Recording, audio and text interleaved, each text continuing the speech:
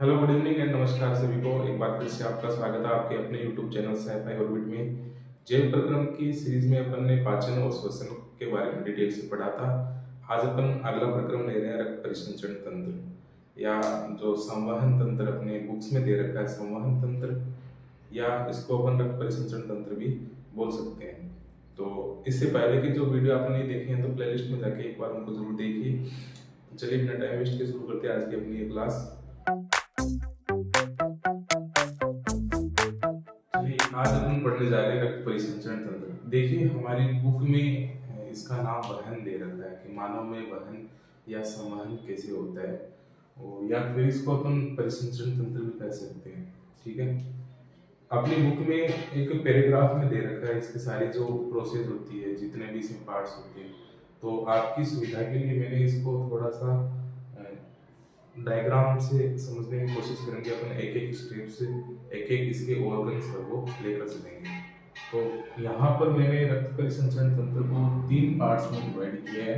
पहला है रुधिर वाहिकाएं या ब्लड वेसल्स, दूसरा परिसंचरण माध्यम, और तीसरा है हृदय या मानव मनुष्य का जो हार्ट है, हृदय होता है। ठीक है, पहले अपन वाहिकाओं के बारे में पढ़ेंगे, ब्लड वेसल्स के बारे में, रुधिर वाहिकाएं। देखिए इसको अगर अपन एक जनरल वे में देखें तो ये जो पूरा सिस्टम होता है अपने घरों के अंदर, जो पानी की मोटर होती है उसमें से पानी आता है मोटर के अंदर, और मोटर के अंदर प्रेशर क्रिएट होता है, वो पानी फिर आगे जो टंकी वगैरह होती है उसमें सप्लाई होती है। तो उसी के अकॉर्डिंग अपन इस सिस्टम को समझने की कोशिश करेंगे। तो वहाँ पर जो मोटर है वो हमारी बॉडी के अंदर जो मोटर का काम है वो हृदय करते हैं, और जो पाइप्स का काम होता है, जो भी पाइप उसमें लगी होती है जहाँ से पानी आता है फिर जाता है, सप्लाई होता है, तो पाइप का काम कर रही है हमारे यहाँ जो रुधिर वाहिकाएं होती है। और पानी का काम कर रहा है अपने जो मेन चीज उसमें, उन नलिकाओं में, उन वाहिकाओं में जो फ्लो हो रहा है, जो प्रवाह हो रहा है, वो रुधिर है। इसके अलावा एक और लिक्विड होता है लिम्फ या लसिका, इसको बोलते हैं। ठीक है, तो उस नजरिए से अगर अपन आसानी से इसको समझ सकते हैं तो सबसे पहले अपन ले रहे हैं रुधिर वाहिकाएं या ब्लड वेसल्स, जो रुधिर को ले जाने का काम करती है। तो अपन पहले इसी को देख लेते हैं। ठीक है,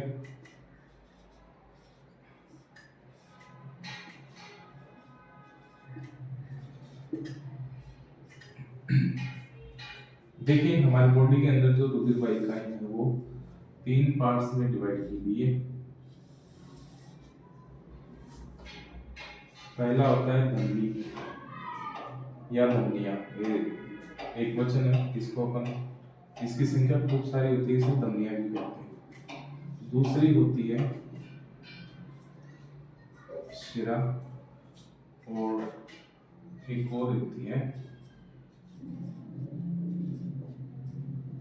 केशिका। धमनी को अंग्रेजी में आर्टरीज बोला जाता है। ये बहुवचन में देखिए अपन धमनियां बोल रहे थे, इनकी संख्या खूब सारी होती है इसलिए आर्टरीज बोला जाता है। शिरा जो होती है उसको बीन्स, या एक वचन हो तो बीन, इसको एक वचन में आर्टरी बोला जाता है वाई लगाकर। और एक होती है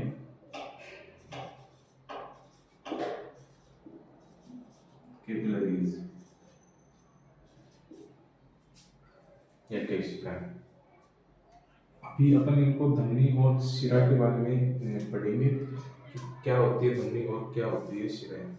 देखिए अगर अपन इसको थोड़ा सा डायग्राम, हार्ट का अगर डायग्राम अपन अगले वीडियो के अंदर पूरा उसको सीखेंगे कैसे बनाया जाता है, कैसे उसमें संरचना आती है। अभी मैं केवल बस इस तरह से बना रहा हूँ, एक जो भी अपने यहाँ ट्रेंडिंग में है कि दिल जो होता है वो ऐसे होता है। ठीक है, इसके चार इसके कोष्ठक होते हैं या कक्ष होते हैं। हमें पता है कि जो ब्लड होता है वो हमारी बॉडी के जितने भी पार्ट्स होते हैं उनसे हार्ट के अंदर आता है। ठीक है, फिर ये यहाँ जाता है, फिर फेफड़ों में जाता है, फेफड़ों से वापस इसमें आता है, इससे फिर नीचे वाले में आता है, यहाँ से वापस बॉडी के जितने पार्ट होते हैं वहां चला जाता है। तो यहाँ पर देखिए एक तो नलिका है जो कि बॉडी के जितने भी पार्ट्स होते हैं, जितने भी कोशिका होती है, जितने भी अंग होते हैं, वहां से ब्लड को हार्ट के अंदर ला रही है। ठीक है।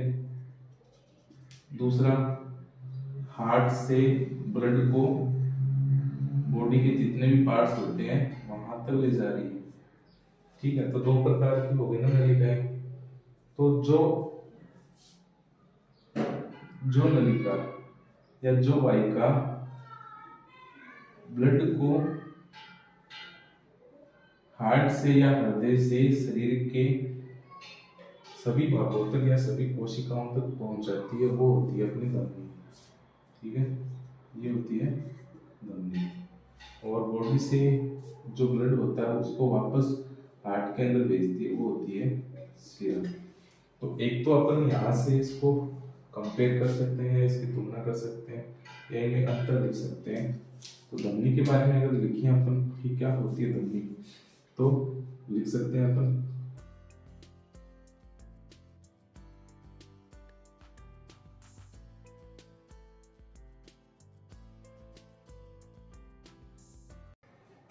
क्या लिखा हमने कि रुधिर को हृदय से शरीर के सभी अंगों तक या सभी कोशिकाओं तक ले जाने का काम करते हैं। ये ब्लड को हृदय से दूर ले जाती है। दूर का मतलब बॉडी के अन्य जितने भी पार्ट्स होते हैं वहां तक ले जाती है, यानी वो ब्लड को हृदय से बाहर निकालने का काम करती है। ठीक है।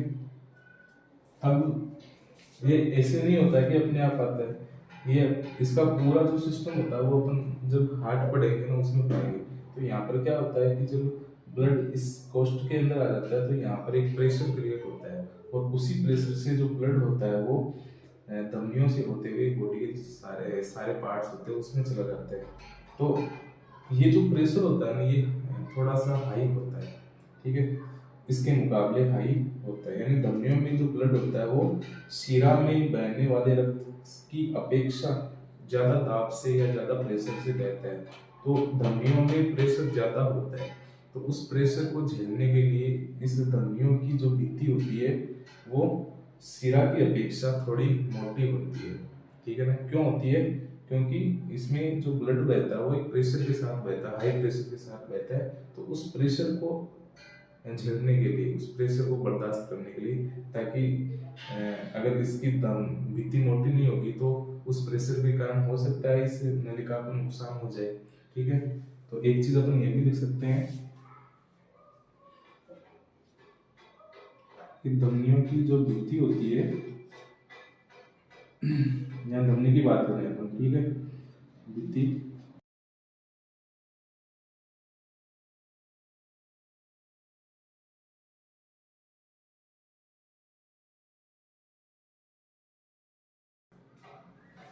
ठीक है। धमनियों की जो भित्ति होती है वो कैसी होती है? मोटी होती है। क्यों होती है? क्योंकि धमनियों में जो ब्लड होता है वो अधिक दाब के साथ प्रवाहित होता है। एक चीज और इसमें कि ब्लड जो होता है वो हृदय से बॉडी के सारे पार्ट्स में जाता है, सारी कोशिकाओं में जाता है। तो जाहिर सी बात है कि खून है वो या रक्त जो होता है वो कोशिकाओं तक जा रहा है, तो वो कैसा होना चाहिए? वो शुद्ध होना चाहिए। उसमें क्या मतलब शुद्ध का मतलब यहाँ पर होता है कि उसमें ऑक्सीजन घुली हुई होनी चाहिए। तो एक अपन ये भी लिख सकते हैं कि धमनियों में जो रक्त होता है वो ऑक्सीजनित रक्त बहता है। ठीक है। देखिए यहाँ पर एक थोड़ा सा अपवाद भी है कि अपन ये नहीं कह सकते कि सभी धमनियों में जो ब्लड होता है वो ऑक्सीजनित होता है। एक अपवाद है, वो अपन अभी डिस्कस करेंगे। तो पहले अपन थोड़ा सा लिख लेते हैं।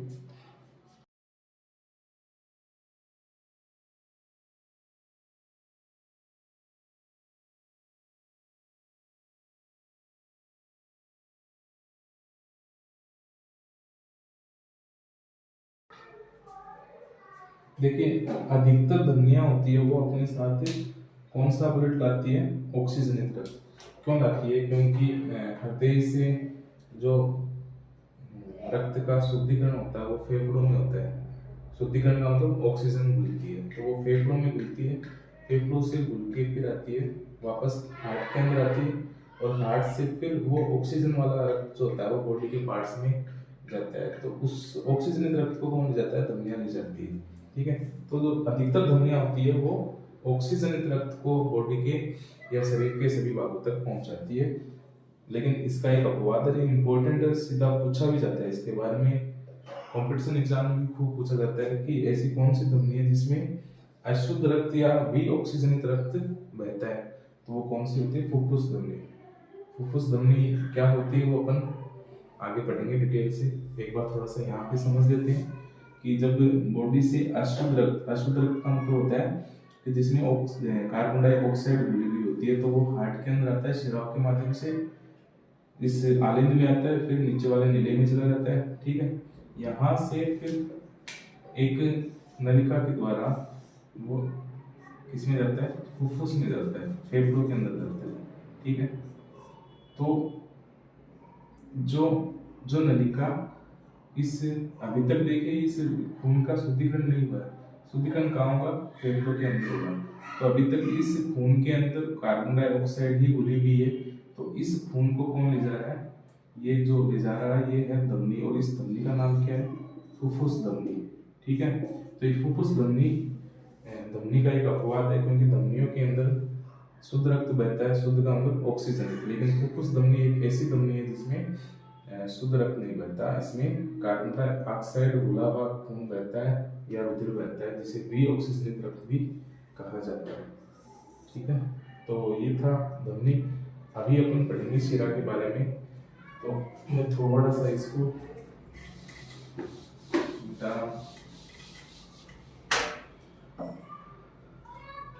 धमनी पढ़ने के बाद हमें लगभग शिरा के बारे में पता चल गया कि थोड़ा सा इसका जस्ट उल्टा ही होता है। तो शिरा क्या होती है? धमनी जो होती है वो रुधिर को हृदय से शरीर के सभी भागों तक ले जाती है, और शरीर के अंगों से या कोशिकाओं से उस खून को वापस हृदय में लाने का काम कौन करती है? ये शिरा करती है। तो इसमें अपन लिख सकते हैं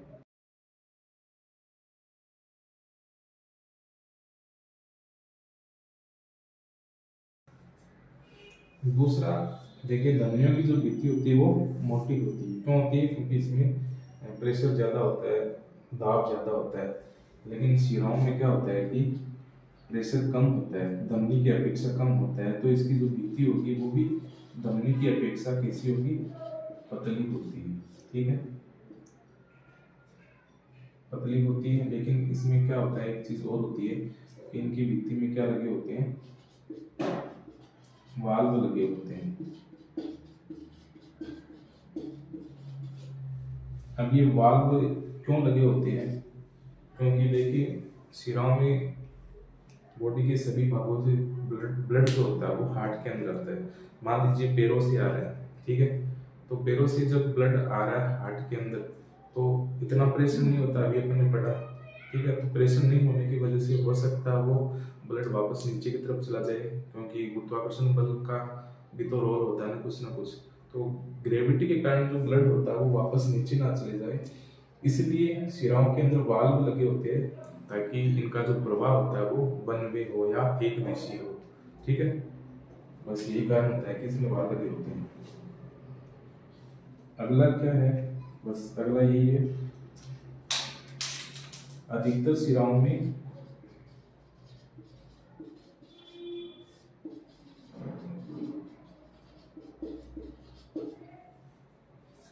अधिकतर धमनियों में ऑक्सीजनित रक्त बहता है, और अधिकतर शिराओं में कौन सा रक्त बहेगा? विऑक्सीजनित।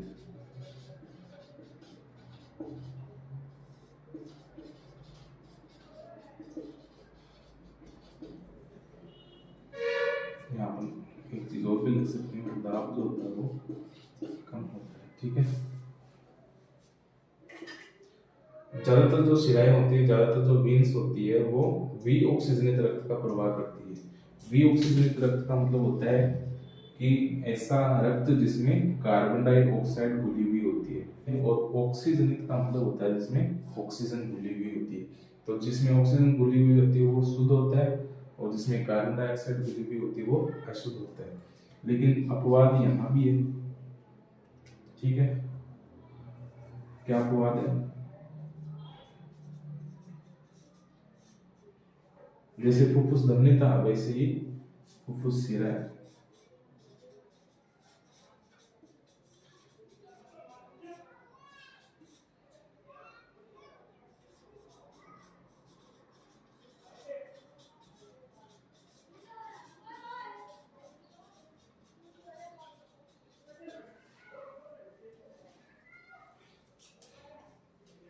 क्या अपवाद है?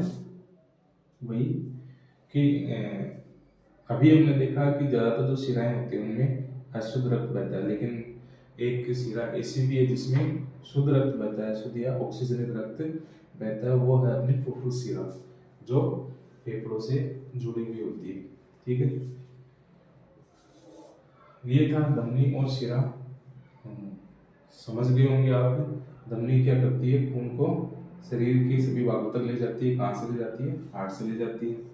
हार्ट से ले जा रही है, इसका मतलब इसमें ब्लड कैसा होगा? शुद्ध होगा, यानी ऑक्सीजनित होगा। एक अपवाद होता है, ऐसी कौन सी धमनी है जिसमें अशुद्ध रक्त बहता है? तो वो हो गया अपना फुफ्फुस धमनी। इनकी भित्ति मोटी होती है। क्यों होती है? क्योंकि इसमें प्रेशर ज्यादा होता है ब्लड का। लचीली होती है, यहाँ पर अपने एक और लिख सकते हैं, मोटी व लचीली होती है। लचीली इसलिए कि कई बार प्रेशर अगर ज्यादा हो तो धमनियां फटे ना, वो एक्सटेंड हो जाए या फैल जाए, इसलिए वो फ्लेक्सिबल होती है, लचीली होती है। शिरा, शिरा का मतलब होता है कि ये ऐसी वाहिका, ऐसी रुधिर वाहिका जो रुधिर को शरीर के अंगों से हृदय में लाने का काम करती है, यानी बॉडी के जितने भी पार्ट्स होते हैं वहां से उस ब्लड को अपने हार्ट के अंदर लाती है। भित्ति पतली होती है। क्यों होती है? क्योंकि दाब कम होता है। वाल्व जरूर लगे होते हैं इसमें, क्योंकि रुधिर का प्रवाह वो एक दिशीय हो। ठीक है, यहाँ पर लिख सकते हैं अपन,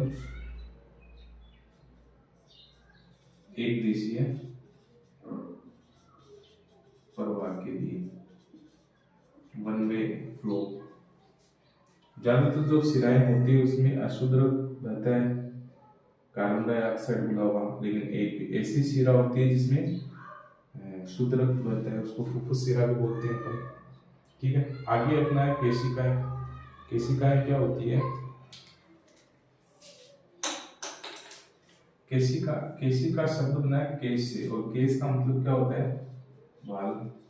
तो ये बाल जैसी या बाल की तरह पतली पतली नलिकाएं होती है। ठीक है, इसके अलावा ये धमनी और शिराओं के मध्य जुड़ी होती है। ठीक है, धमनी व शिराओं के मध्य जुड़ी होती है, या इनका जाल होता है केशिकाओं का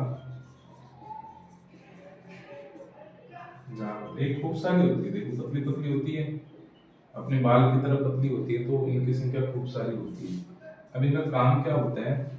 काम ये होता है कि ब्लड के अंदर जो ऑक्सीजन बह रही है, या पाचन के दौरान जितने भी पोषक तत्व थे वो भी ब्लड में आते हैं, हमने देखा था। ठीक है, तो उन पदार्थों को, उन गैसों को कोशिका तक पहुंचाने का काम ये केशिका करती है। समझ रहे हो? जैसे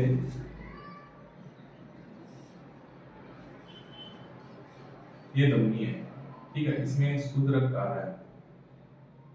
ठीक है, और ये मान लेते हैं अपनी कोशिका है। अब इसकी भित्ति वो होती है, वो मोटी होती है। मोटी होती है तो यहाँ से क्या होगा? डायरेक्टली इन दोनों के बीच में कनेक्शन नहीं होगा, या एक्सचेंज नहीं होगा।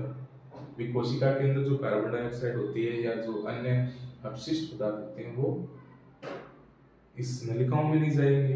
ठीक है, और इसमें जो ऑक्सीजन आ रही है या जो पोषक पदार्थ आ रहे हैं वो इसमें डायरेक्टली नहीं जाएंगे। क्यों? क्योंकि दोनों की भित्ति, ये सॉरी जो धमनी होती है उनकी भित्ति मोटी होती है, तो इनके बीच में ये जो एक्सचेंज करवाने का काम करती है वो ये जो केशिकाएं होती है, ये पतली पतली ऐसी खूब सारी,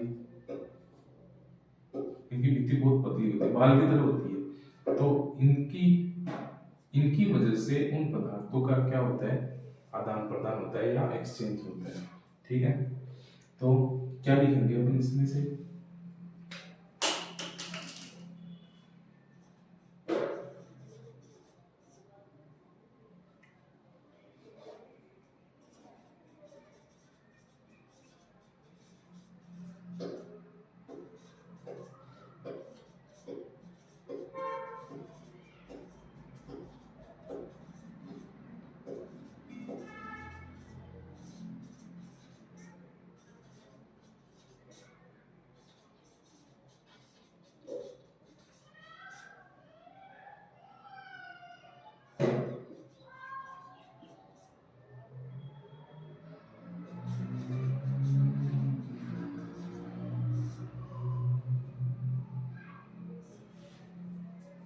यानी जितनी भी रक्त वाहिनिकाएं होती है, रक्त वाहिकाएं होती है और कोशिकाएं होती हैं, उनके बीच में गैसों यानी ऑक्सीजन और कार्बन डाइऑक्साइड का एक्सचेंज और अन्य पदार्थों का विनिमय यानी गैसों और अन्य पदार्थों का आदान प्रदान जो होता है वो किसके कारण होता है? केशिका के कारण होता है। ठीक है, तो ये केशिका जो होती है ये फिर आगे जाके वापस इन शिराओं से मिल जाती है आगे जाके, यानी धमनी और शिराओं के बीच में होती है। ठीक है, तो ये था अपना रुधिर वाहिकाएं। देखिए धमनी, शिरा और केशिकाओं का जो कंसेप्ट है ना, ये अपन ने बनाया है। ठीक है, होती सब पाइप सी है, नलिकाएं होती है, लेकिन इनको इनके साइज के कारण और इनके कार्य के कारण अपन ने इनको अलग अलग नाम दे रखा है। बाकी सारी सेम ही होती है, बस थोड़ी सी ये जो धमनी होती है ये मोटी होती है, पतली होती है, और भी ज़्यादा पतली होती है। ठीक है, और इसका कार्य अलग होता है, इसका अलग होता है, इसका अलग होता है, और जिसके बारे में अपन ने डिस्कस किया था। तो उम्मीद है आपको ये रुधिर वाहिकाओं के बारे में अच्छे से समझ में आया होगा। नहीं आया है तो एक बार फिर से इसको देख लीजिए। इसके बाद में अपन ब्लड के बारे में पढ़ेंगे, और अगला टॉपिक रहेगा वो अपना हार्ट रहेगा, इसको अपन डिटेल से पढ़ेंगे। ठीक है, तो ये आप बता सकते हो।